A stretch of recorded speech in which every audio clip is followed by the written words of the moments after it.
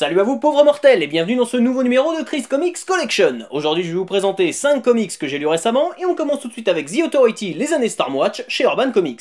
Compilant les numéros 37 à 47 de la série Stormwatch, ce premier volume démarre avec l'arrivée sur la série du scénariste britannique Warren Ellis. On y découvre Stormwatch, une équipe de super-héros en plein remaniement après une bataille difficile. Se désolidarisant des dirigeants et des politiques, Weatherman, le responsable de l'équipe, décide de congédier certains membres et d'en recruter de nouveaux, notamment Jenny Sparks et Jack Hawksmoor. J'en profite d'ailleurs pour dire à ceux qui ne le connaissent pas que ce personnage est largement sous-estimé, car il est d'après moi le concept de super-héros le plus intelligent inventé depuis les années 60. Formant diverses unités au sein de l'équipe en fonction des pouvoirs de chacun, Weatherman va plus ou moins involontairement créer des tensions entre les super-héros qui pourraient bien compromettre l'intégrité de Stormwatch. Croire que cette réédition ne comporte que peu d'intérêt, c'est clairement passer à côté du travail génial de Warren Ellis pour donner une vraie personnalité et de vrais enjeux à une série Image Comics qui était relativement dispensable avant son arrivée. Cette évolution marque clairement un changement dans les comics de la fin des années 90, oubliant les batailles sans queue ni tête remplies de personnages interchangeables pour des intrigues plus fournies, aux enjeux réalistes et aux protagonistes aux multiples facettes. Lire ou relire Stormwatch est un devoir et ça éveillera sûrement un peu de nostalgie chez certains d'entre vous. Attention, là je vais vous présenter le coup de cœur de ce Chris Comics Collection, peut-être même de l'année ou du millénaire, The Escapist chez Urban Comics. À la mort de son père, alors qu'il n'est encore qu'un préadolescent, Maxwell Rodd découvre la passion de celui-ci pour un super-héros oublié de l'âge d'or des comics, l'artiste de l'évasion. Développant très vite des talents d'écriture, Maxwell décide une fois adulte de quitter son emploi de réparateur d'ascenseurs et d'utiliser l'argent hérité de ses défunts parents pour racheter les droits du personnage. Avec l'aide de son ami d'enfance et d'une jeune dessinatrice, il compte bien relancer The Escapist et lui faire retrouver son succès d'antan. S'inspirant du roman Les extraordinaires aventures de Cavalier et Clé de Michael Chabon, Brian Kevogan livre ici un récit touchant, oscillant entre réalité et fiction, dans lequel le personnage principal réalise son rêve d'enfant pour mieux assumer ses fantasmes d'adulte.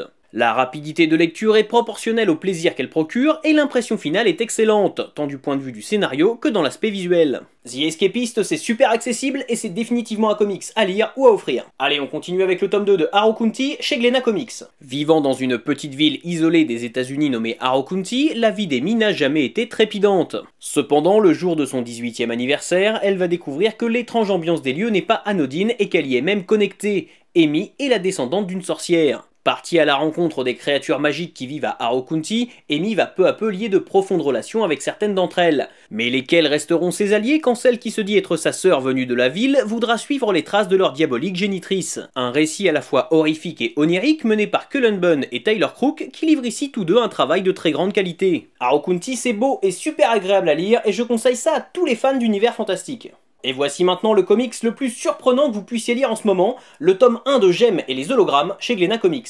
S'inspirant de la série animée des années 80 et publiée par IDW aux États-Unis, Jem et les hologrammes nous racontent la vie de Jerica et de ses sœurs adoptives tentant de percer dans le monde de la musique.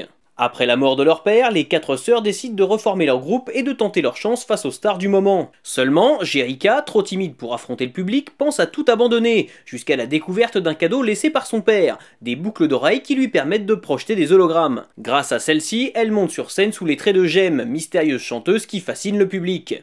Jem et les hologrammes est une série plutôt agréable et visuellement très réussie. Si elle pourrait avoir du mal à trouver son public en France, elle mérite pourtant qu'on s'y intéresse. Jem est une série inattendue et la volonté de Glénat de la proposer au public français est assez courageuse. L'une des meilleures séries de science-fiction continue chez Glénat Comics, c'est le tome 4 de Letter 44. Le Majordrum est de retour sur Terre et il veut livrer un message directement au président Blades. Le sort de l'humanité est scellé et il faut maintenant décider de ceux qui seront sauvés pour assurer la survie de la race humaine.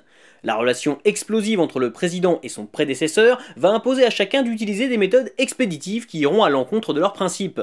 Pendant ce temps, l'équipage du Clark aide les aliens à endiguer la fin du monde, mais des conflits d'intérêts entre les explorateurs pourraient bien naître de cette situation. La série de Charles Soule est en constante évolution et ne connaît pas de temps mort, ce qui est profondément appréciable. Letter 44, ça reste l'une de mes séries préférées chez Glénat et je vous conseille encore une fois sa lecture. Voilà, jusqu'à la prochaine fois, je compte sur vous pour avoir de saines lectures. Si vous aussi vous avez lu ces comics, n'hésitez pas à me donner votre avis dans les commentaires et n'oubliez pas de vous abonner à la chaîne pour ne pas rater la prochaine.